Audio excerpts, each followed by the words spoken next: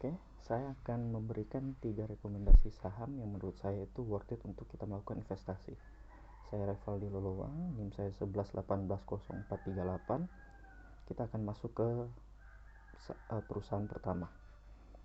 Yang pertama itu adalah Bank BCA. Bank ini berdiri pada 21 Februari 1957. Nah, PT Bank Sentral Asia atau BCA ini adalah bank swasta terbesar di Indonesia. Seperti yang saya bilang tadi, bank ini didirikan di 21 Februari 1957 dengan nama Bank Sentral Asia NV dan pernah menjadi bagian penting dari Salim Group. Sekarang bank ini dimiliki oleh salah satu grup produsen rokok terbesar keempat di Indonesia, yaitu Jarum. Nah, siapa pendiri dari Bank BCA ini? Yaitu adalah Bapak Sudono Salim. Nah, Bapak Sudono Salim ini lahir di Fungking, Tiongkok 19 Juli 1916.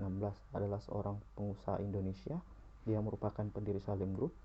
Kepemilikan Salim Group meliputi Indofood, Indomobil, Indosemen, Indosiar, BCA, Indomaret, Indomarko, PT Mega, Bank Windu Kencana, PT Hanurata, dan PT Waringin Kencana, dan lain-lain.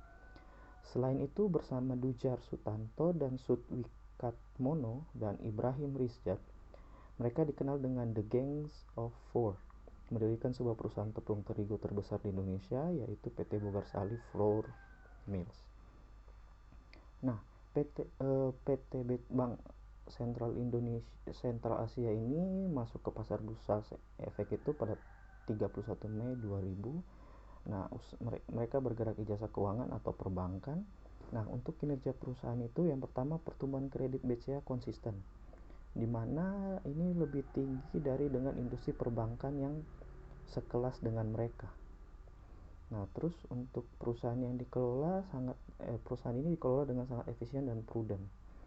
Nah, itu tercermin dari ROA mereka paling tinggi di antara bank di kelasnya, dan tingkat kredit macet atau NPL sangat rendah.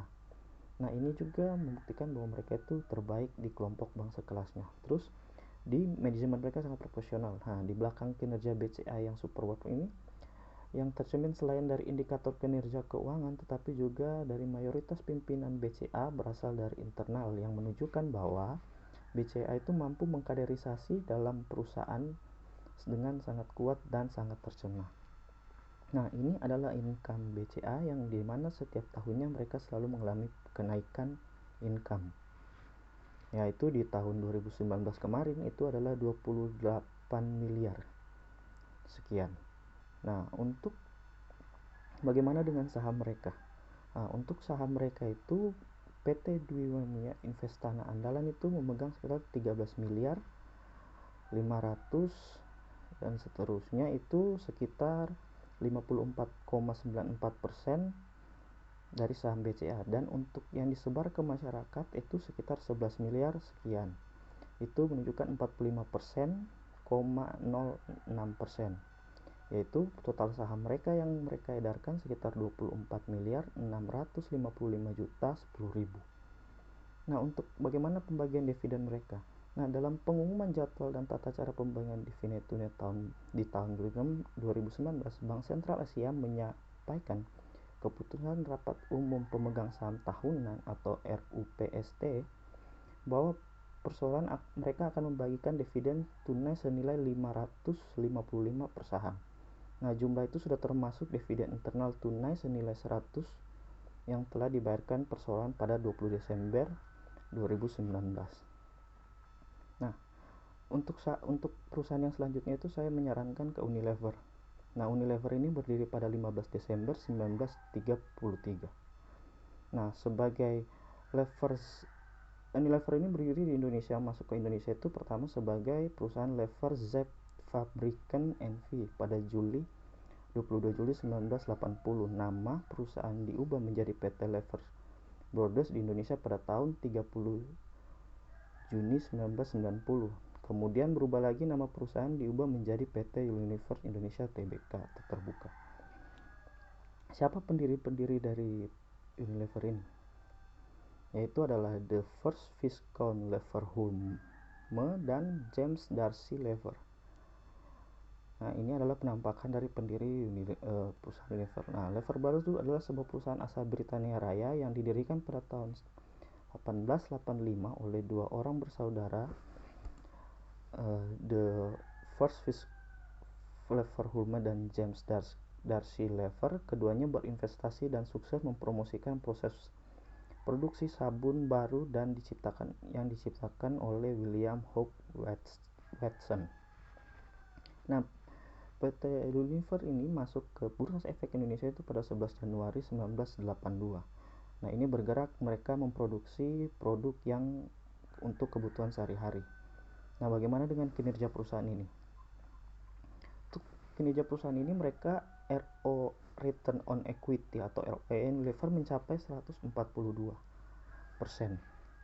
Dan sejak 2014 RO Unilever selalu di atas 100% dengan profit meningkat setiap tahunnya dan mencapai 9 triliun di tahun 2012.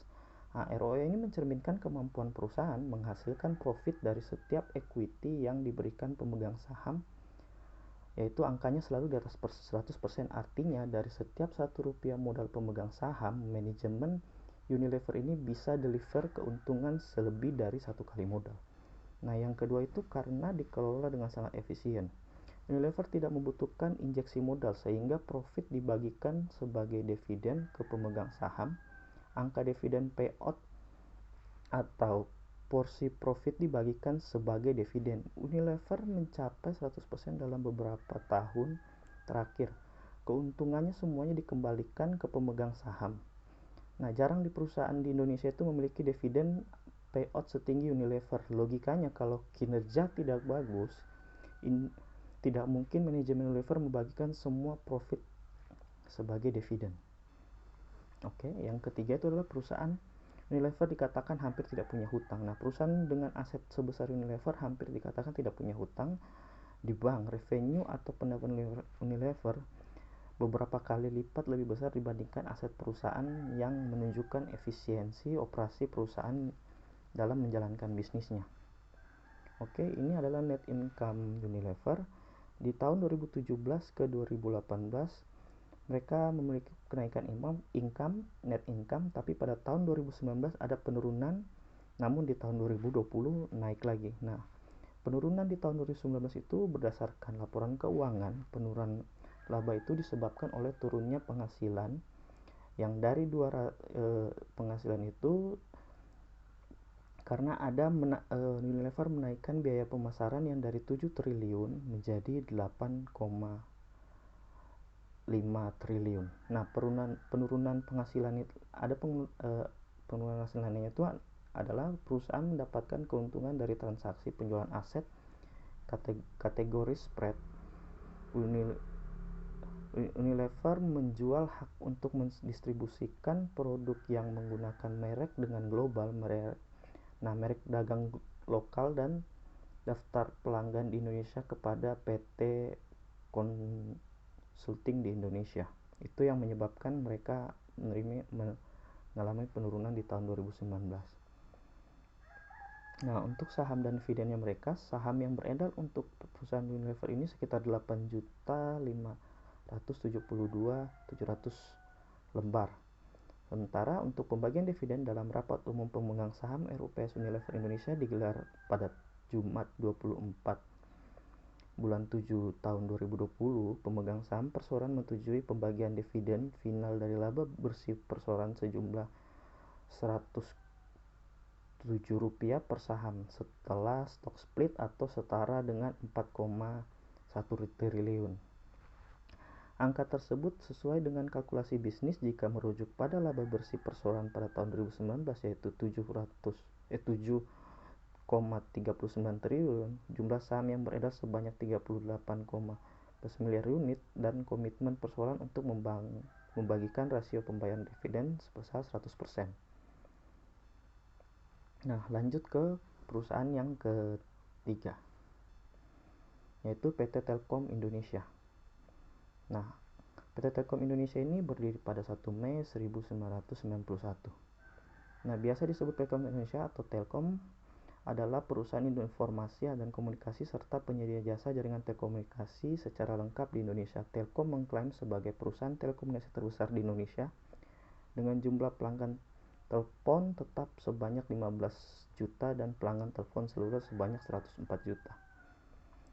Nah, pendiri dari PT Telkom ini adalah pemerintah Indonesia. Nah, pada tahun 1961 pemerintah Indonesia mendirikan perusahaan negara pos dan telekomunikasi. Namun seiring berkembangnya pesat layanan Telkom dan Telex, pemerintah Indonesia mengeluarkan PP nomor 30 tanggal 6 Juli 1965 untuk memisahkan industri pos dan telekomunikasi dalam PN Postal, PN Pos dan Giro serta PN Telekomunikasi. Dengan pemisahan ini, setiap perusahaan dapat fokus untuk mengelola portofolio bisnisnya masing-masing. Terbentuknya PN Telekomunikasi ini menjadi cikal bakal Telkom saat ini. Sejak 2016, manajemen Telkom menetapkan tanggal lahir tanggal 6 Juli 1965 sebagai lahir Telkom. Nah, Telkom ini bergabung ke Bursa Efek Indonesia atau pemerintah masukkan ke Bursa Indonesia pada 14 November 1995.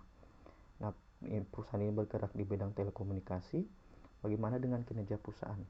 Nah, secara bisnis Telkom selalu unggul dalam jaringan sampai pelosok dan jumlah pelanggan terbesar dan tidak tersaingi oleh operator telekomunikasi lainnya. Nah, menurut saya salah satu keunggulan Telkom ini dibandingkan operator lain adalah perusahaan BUMN, maka didukung investasi modal yang sangat kuat. Syarat penting dan persaingan telekomunikasi yang dapat adalah modal. Produk Telkom paling lengkap mulai dari pasca bayar, prabayar, IndiHome, internet, berbagai layanan lainnya yang membuat perusahaan dan bisa menarik konsumen pelanggan terbesar Indonesia. Yang kedua itu adalah Telkom rajin membagi dividen kepada pemegang saham setiap tahun. Nah, di 2018 Telkom menggelontarkan 16,2 triliun untuk membayar dividen atau 90% profit dalam 5 tahun terakhir. Dividen payout Telkom meningkat dari 40% ke 90% profit. Nah, saya percaya perusahaan yang membagi dividen secara konsisten adalah perusahaan dengan kinerja yang bagus. Tidak mungkin perusahaan membagi dividen secara agresif jika kinerjanya buruk. Pasti laba akan ditahan, tidak dibagi dividen atau untuk memperbaiki kinerja. Nah, Telkom memiliki profit margin di atas pesaing operator lain. Nah, dan mencatat penghasilan rata-rata per konsumen paling tinggi di antara operator telco yang lain juga. Nah, ini adalah net income dari Telkom. Nah, ada penurunan net income pada Telkom itu disebabkan oleh kinerja perusahaan di kuartal 3 2018 kurang menggembirakan karena salah satu penyebab adalah peningkatan beban operasional sepanjang 9 bulan terakhir karena peningkatan volume bisnis sejak awal tahun. Nah, Direktur Keuangan Telkom yaitu Bapak Hari M. Zain mengatakan bisnis telekomunikasi memiliki karakteristik fiskos yang tinggi sehingga jika terjadi peningkatan volume, maka beban operasional perusahaan juga mengalami peningkatan sehingga menyebabkan turunnya net income dari perusahaan Telkom. Nah, terus bagaimana saham dan dividen mereka? Nah, saham yang beredar Telkom itu adalah sebanyak 180.874.000 saham.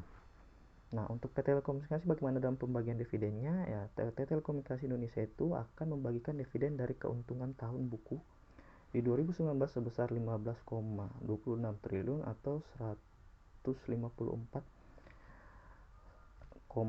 sekian per saham. Nah, jumlah tersebut terdiri dari dividen tunai 113, sekian per saham dan dividen spesial sekitar 41, sekian per saham. Nah, kenapa blue chip? Nah, dari tadi saham yang saya rekomendasikan adalah semua berbentuk saham yang disebut saham blue chip. Nah, kenapa? Alasan pertama itu harga yang stabil dan tidak terlalu fluktuatif. Nah, salah satu kelebihan dari saham blue chip itu karena besar kapitalisasinya dan harga saham yang besar sehingga harga saham blue chip tidak mudah naik dan tidak mudah turun. Secara besar-besaran dalam waktu yang singkat sangat jarang saham blue chip yang terkena auto reject oleh bursa. Nah, saham blue chip itu membutuhkan waktu untuk dapat naik dan turun dalam jumlah yang besar. Ya, bisa sampai berbulan-bulan. Nah, kehebatan saham blue chip adalah ketahanannya dalam menghadapi fluktuasi pasar. Meskipun blue chip rata-rata memiliki pertumbuhan yang lambat, Nah, tidak sepantasnya ketika kita menginvestor itu kita mengabaikannya. Nah, yang kedua adalah memiliki kinerja fundamental yang relatif baik. Nah, perusahaan yang sahamnya sudah masuk ke dalam kategori blue chip ini biasanya adalah perusahaan yang sudah mapan dan menjadi market leader. Nah, pertumbuhannya memang tidak secepat perusahaan kecil, namun lebih stabil dan menghadapi kesulitan ekonomi. Nah, perusahaan ini memiliki etos kerja yang baik, fundamentalnya yang baik, serta dikelola dengan orang-orang profesional. Selain itu, perusahaan-perusahaan ini juga bergerak di bidang industri di mana hasilnya dibutuhkan banyak orang. Sudah bisa dipastikan pula jika perusahaan kategori saham blue chip memiliki keuntungan yang besar dan secara rutin dibagikan kepada investornya. Nah, ada istilah yang terkenal untuk blue chip ini adalah too big to fail. Karena perusahaan besar memiliki modal yang besar dan melaksanakan kegiatan bisnisnya, saham jenis blue chip ini sangat layak untuk jadikan investasi jangka panjang. Nah, untuk alasan yang ketiga itu resiko likuiditas kecil. Nah, salah satu alasan ini memilih saham blue chip adalah karena resiko kolapsnya yang sangat kecil dan sudah cukup stabil harganya. Dibandingkan dengan pergerakan harga saham kapitalis yang kecil, saham blue chip memang tidak terlalu fluktuatif.